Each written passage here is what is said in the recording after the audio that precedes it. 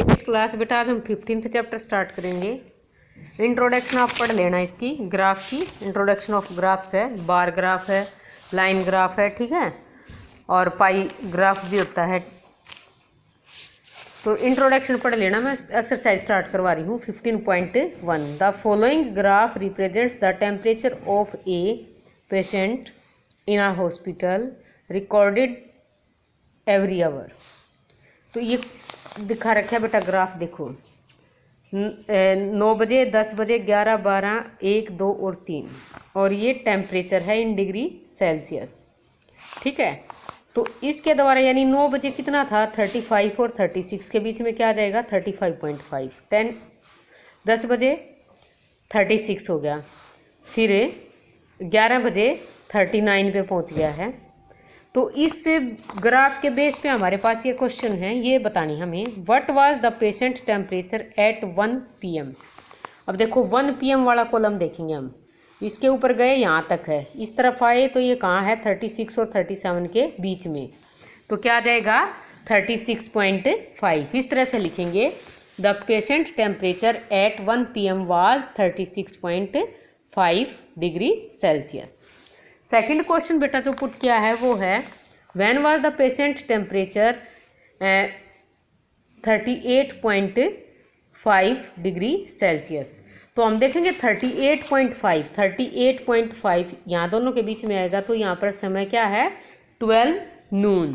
तो लिख देंगे the patient temperature was 38.5 degree Celsius, C और लगाना बेटा यहाँ पे एट 12 नून।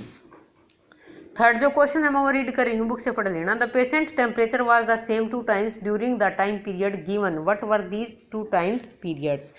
टाइम बताना है। The patient temperature was same at 1 PM and 2 PM। देखो ये रहा इक्वल है, मैंने बनाया है ऐसे ही कॉपी में बनाना है। अगले क्वेश्चंस में मैं बनाऊंगी नहीं, केवल समझाऊंगी, लेकिन तुमने कॉपी में करना है। ग्राफ अवेलेबल हो तो ग्राफ जरूर ले लेना बेटा, अगर लेना ही पड़ेगा ग्राफ तो एक चैप्टर पीछे भी है शायद अपना, वो भी करना है ग्राफ का, ठीक है। ग्राफ कॉपी मंगवा लेना या पेजेस भी मिलते हैं, फिर कट करके और पेस्ट कर लियो कॉपी में। फिर है फोर्थ क्वेश्चन ये बेटा what was the temperature at 1:30 PM, how did you arrive at this conclusion. 1:30 PM पे कितना था और इस कंक्लूजन पे आप कैसे पहुंचते हो कि इतना होगा। The patient temperature at 1:30 PM was 36.5। देखो 1 PM पे तो ये है, ठीक है, और 2 पे तो दोनों के बीच में सेम ही रहा है ना। देखो ये 36.5 है, ठीक है, तो दोनों घंटों के बीच में 1 और 2 के बीच में सेम रहा है, तो सेम ही होगा बेटा। 1:30 बजे भी the point between 1 PM and 2 PM on the x axis is equidistant है from the 2 points showing 1 PM and 2 PM, so it will represent 1:30 PM. Similarly the point on the y axis between 36 and 37 will represent 36.5। Fifth question जो है during which time periods did the patient temperature showed an upward trend. अचानक ऊपर जिसमें गया है, ठीक है, 9 AM to 10 AM, sorry upward गया है, ऊपर गया है, वो बतानी है, वो समय बतानी है बेटा। 9 से 10 तक जब हम पहुँचे थे तो ऊपर गया है, फिर 10 से 11 में भी फिर गिरा है बेटा, फिर इक्वल रहा है, फिर चढ़ा है। यहाँ पर 3 समय ऐसे हो गए, देखो 9 से 10 के बीच में ऊपर गया है, फिर 10 और 11 से के बीच में ऊपर गया है, फिर 2 और 3 के बीच में ऊपर गया, तो 3 टाइम्स हो जाएंगे 9 AM to 10 AM, 10 AM to 11 AM, और कॉमा पुट कर रही हूँ मैं बीच में 2 PM to 3 PM। These periods showed an upward trend of the patient temperature.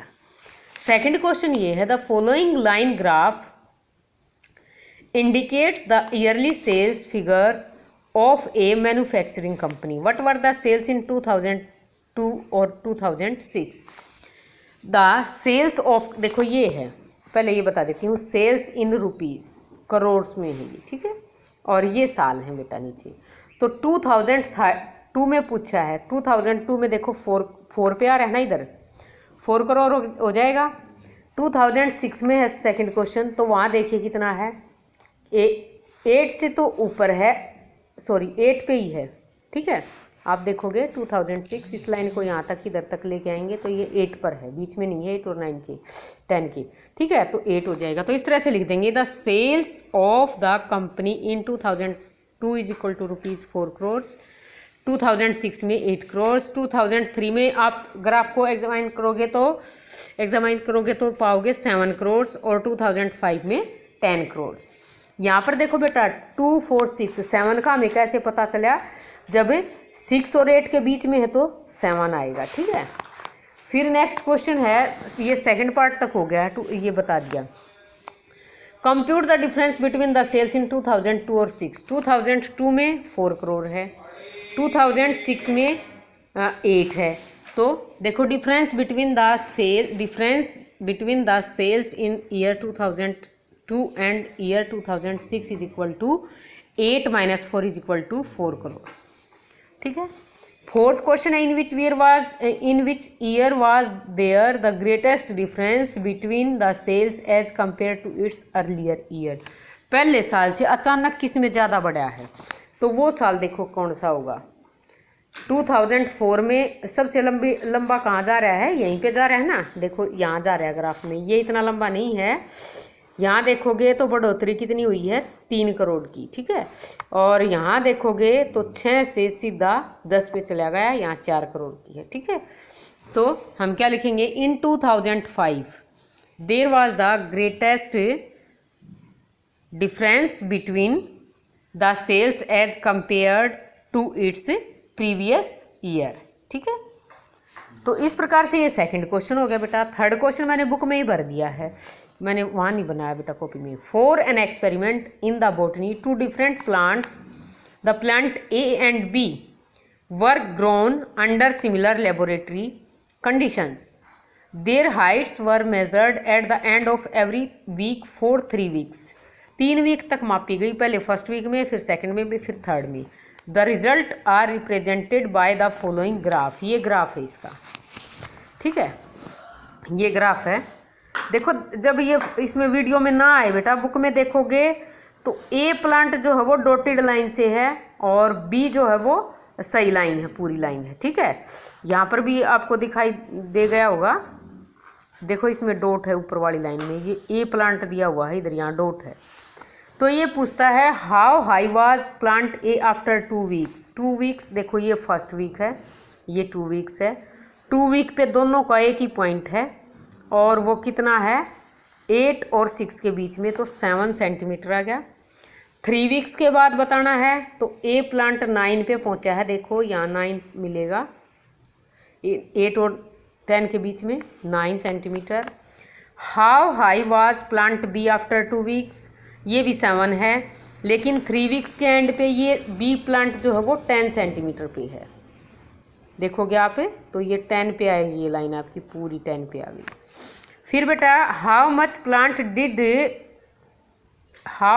Did plant A grow during the 3rd week. 3rd week में कितना बढ़ा, 3rd वीक में जो लंबाई है उसकी 9 सेंटीमीटर है, 2nd वीक पे 7 थी, तो 2 सेंटीमीटर बढ़ा ना, कितना बढ़ा, 2 centimetre. How much did plant B grow from the end of the 2nd week end to the end of 3rd week. उसकी 3rd वीक पे एंड में क्या है, 10 सेंटीमीटर, 2nd के पे 7, 10 - 7 is equal to 3 centimetre. During which week did plant A grow most, देखो ज़्यादा किस में चला, फर्स्ट वीक में ए तो था बेटा 2 सेंटीमीटर पे और बी था 1 सेंटीमीटर पे। इसके अलावा और भी क्वेश्चन पूछे जा सकते हैं कि कम किस में ग्रो हुआ। फिर यहाँ से ये बी जो ए प्लांट जो है वो कहाँ पर चला गया, 2 से 7 पर चला गया और फिर 9 पर गया है, तो 2 से 7 पर गया तो 5 सेंटीमीटर की बढ़ोतरी हुई, और यहाँ 7 से 9 पर गया तो 2 सेंटीमीटर की हुई। तो किस में ज़्यादा बढ़ा, 2nd वीक में, तो क्या आ जाएगा इसका 2nd वीक।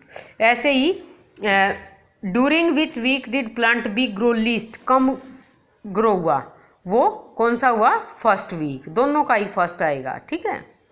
इसका तो इक्वल भी है वैसे, 2 ए का तो 2 सेंटीमीटर यहाँ है, 2 ही वहाँ बढ़ा था थर्ड में, लेकिन इसका लिस्ट पूछा है तो ये 1 सेंटीमीटर इसमें हुआ है। तो इसका फर्स्ट वीक आ जाएगा 6th क्वेश्चन का आंसर। क्या आ जाएगा? First week. Were 2 plants, 7th question आ गया बेटा। Were the 2 plants of equal height during any week shown here specify. तो हम लिखेंगे at the end of second week the height के लिए बेटा मैंने ये एच लिखा, आप पूरी स्पेलिंग लिख लेना। Height of 2 plants was same, कितनी है वो? 7 सेंटीमीटर। ठीक है, इस प्रकार से बेटा फर्स्ट टू थर्ड क्वेश्चन आपको 15.1 एक्सरसाइज के करनी है आज अपनी कॉपी में।